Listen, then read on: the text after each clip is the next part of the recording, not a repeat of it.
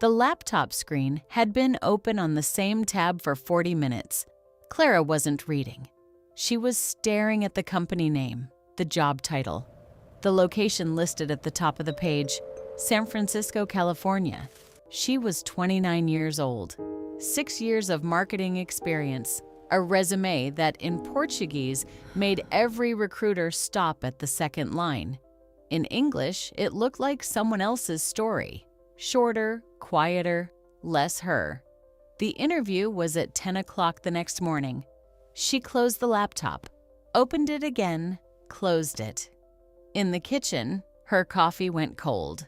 3 years of English classes, podcasts on every commute, series without subtitles, business English books with dog-eared pages, and now, 16 hours before the most important interview of her life, the only sentence looping in her head was the simplest one of all. "Tell me about yourself." She didn't know how to answer it. Not because she didn't have an answer, because she didn't know who she was. In English. She had tested the background 3 times. The lighting was good. The microphone, checked. She had a glass of water just off frame because someone in a YouTube comment once said it was a good idea. At 10:01, the call connected. His name was Ryan, head of marketing at Vantaloop, a Series B startup building compliance software backed by a 16Z, offices in Soma. He had the kind of casual confidence that comes from having run 100 of these calls. He opened with a smile. "Hey, Clara, great to finally connect. How's your morning going?" And that's when the first thing nobody tells you happened. It wasn't her English that failed. It was her body. A full second before any word came out, heart rate up. Hands, which had been flat on the desk, slid to her lap. Throat tightened just slightly. She answered, "Good, thank you. And you?" "Good, thank you. And you." The most automatic sentence in the English language. The first thing any beginner learns, and the last thing you want coming out of your mouth when you're trying to sound like a senior hire. Ryan kept smiling. She couldn't read what that smile meant. Here is what was happening inside Clara's brain. And it has a name. Language anxiety. Not nervousness in general. A specific kind of cognitive block that cuts off access to the language you already know at the exact moment you need it most. You can study for 3 years. You can pass proficiency tests. You can dream in English. And still, when the stakes are high enough, the brain locks the door. It isn't failure. It isn't lack of preparation. It's the nervous system doing exactly what it was built to do, protect you from threat. The problem is that in an American job interview, protection looks a lot like incompetence. Clara didn't know that yet. The interview had barely started.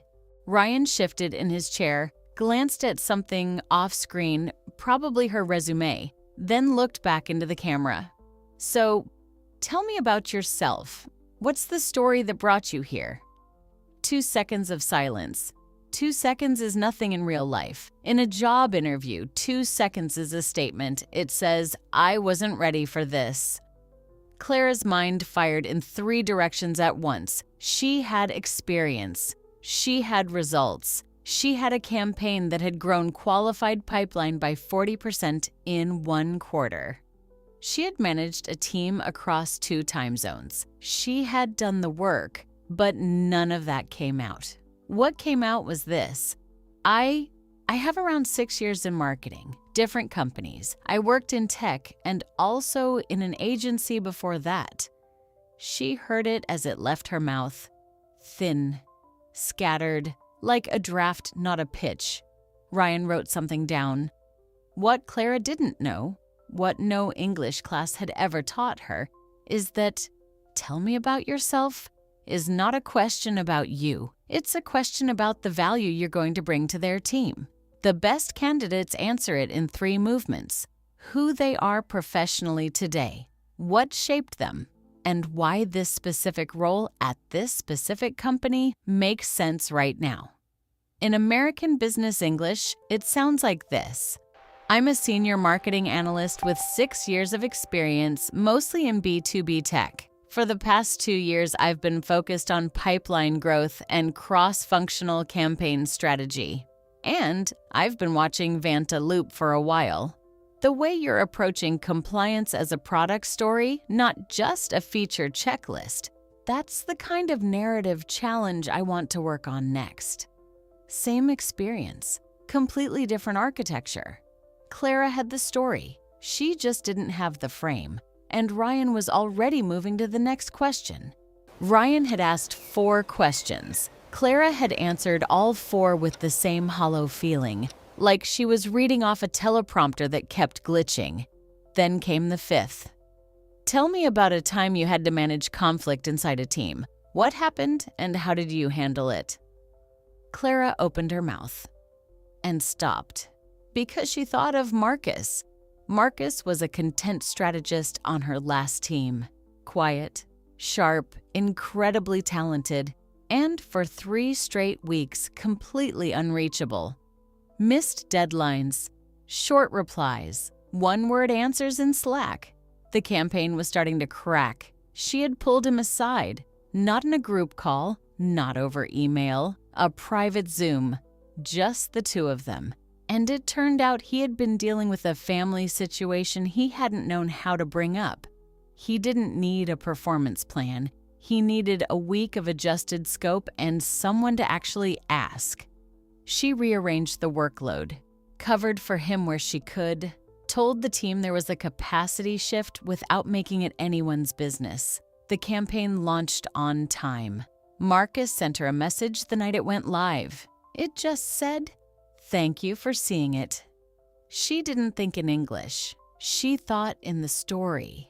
And for the first time in the interview, the words came out clean. "Yeah, there was a content strategist on my team about a year ago who started going quiet, missing deadlines, short on Slack, not himself. I didn't assume it was performance. I set up a private one-on-one and just asked how he was doing. Turned out he was going through something at home and didn't know how to raise it.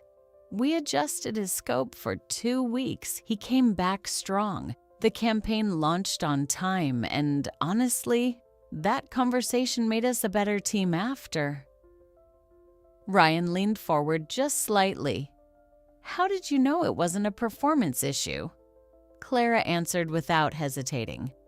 What had changed wasn't her English. It was that she had stopped trying to translate words and started telling a story. And stories. The brain doesn't freeze on those, not in any language.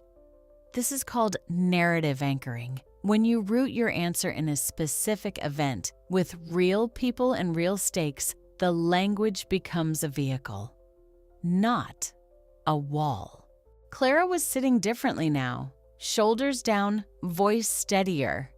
She had mispronounced one word, stumbled through a preposition, lost a sentence midway and rebuilt it. And none of it had stopped her. She was still in the room. Then Ryan glanced at his notes and asked the question that shuts down more candidates than any other. "So, before we wrap up, what are your salary expectations for this role?" Clara had spent an afternoon on this. Glassdoor, LinkedIn salary, levels.fyi.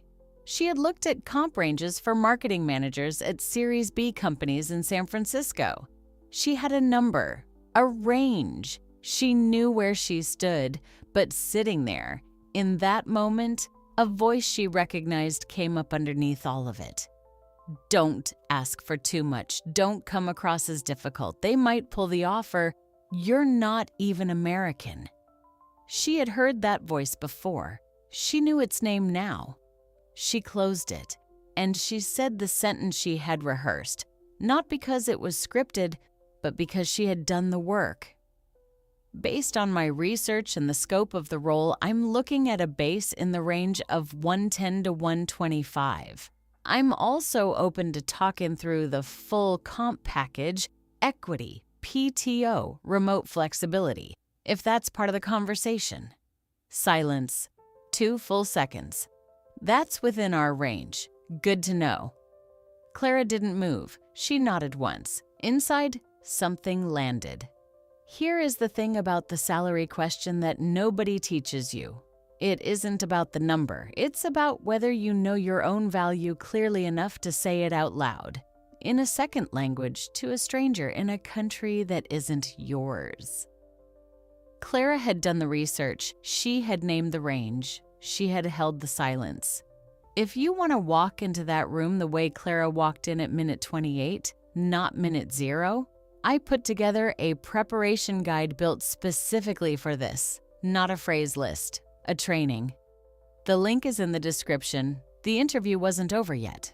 The email arrived on a Thursday, 4:22 p.m. Subject line, RE, Marketing Manager, Vantaloop. She read it twice, got up, sat back down, read it again. It wasn't an offer, not yet. It was an invitation to a second round, a panel interview with 2 members of the leadership team. She had made it past the first cut. That night, she replayed the call in her head the way she always did, the way people who care too much always do. Every pause she had held too long, every sentence that came out wrong. The moment she said marketing strategies when she meant go-to-market motion, and immediately felt the gap between who she was in Portuguese and who she was still becoming in English. And then she thought about the moment Ryan leaned forward. She thought about how he had asked her a follow-up question, and nobody asks follow-up questions about answers they've already written off. What Clara understood that night, what no classroom had ever given her, wasn't a grammar rule. It wasn't a list of professional phrases. It wasn't even confidence exactly. It was this. They weren't evaluating her English. They were evaluating whether she could think clearly under pressure, whether she could communicate with precision when the stakes were real, whether she was the kind of professional who, when a word escapes her, finds another one and keeps moving. She had mispronounced things. She had paused. She had rebuilt sentences mid-flight. She was still going to the second round because a job interview in English is not an English test. It's a test of who you are when the language isn't perfect, and you speak anyway. Clara already knew who she was. She just needed a room to prove it.